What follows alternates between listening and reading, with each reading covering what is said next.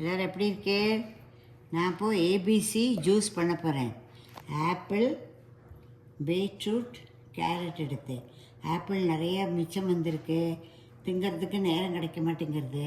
சரி, ஒரு ஜூஸ் அடித்தா செலவும் ஆகுமே, அதுக்கு வேண்டி ஒரு ஜூஸ் பண்ணி காட்ட போகிறேன். இன்றைக்கி எங்களோட பிரேக்ஃபாஸ்ட் இது தான். கேரட்டை இதுக்குள்ள ஜூஸர் மிஷின் ஆகும்.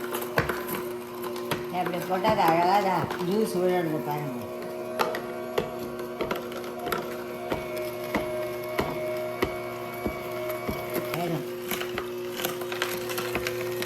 பற்றில பியூரியாக வருது, ஜூஸ் வேறு சக்கை வேறு தனித்தனியாக விழுறது. மிஷின் சூப்பராக இருக்குது, எத்தனை திக்காக இருக்குது ஜூஸு. பற்றில கேரட்டு முடிச்சாச்சு. இதா பீட்ரூட்டு,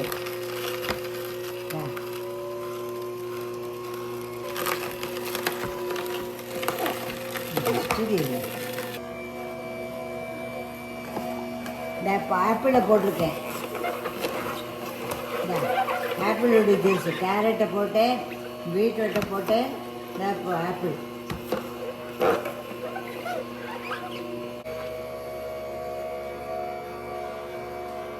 பார்த்தலா, ஜூஸ் எடுத்து சூப்பராக இருக்குது இந்த ஜூஸர் மிஷின்.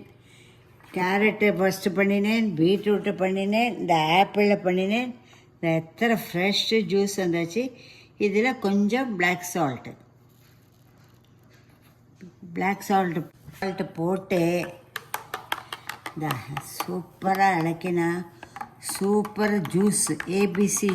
ஏபிசி மால்ட் மாதிரி ஏபிசி ஜூஸ் பாருங்கள், எத்தனை திக்காக இருக்குது. இதில் நம்ம தண்ணியும் விடலை. இது நேச்சுரல் ஜூஸு. பிரேக்ஃபாஸ்ட்டுக்கு பதில் இது ஒரு நாளைக்கு குடிச்சதுன்னா ஒரு நேரம் ஹெல்த்தியாகவும் இருக்கும். நல்லா இந்த பாருங்கள், இதோட சக்கை எப்படி வந்திருக்கு பாருங்க.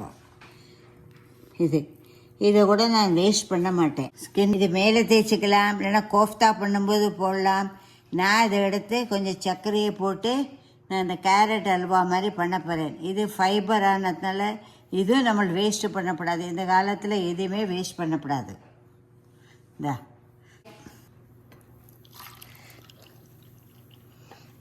பார்த்தல, juice ready. ABC juice ready.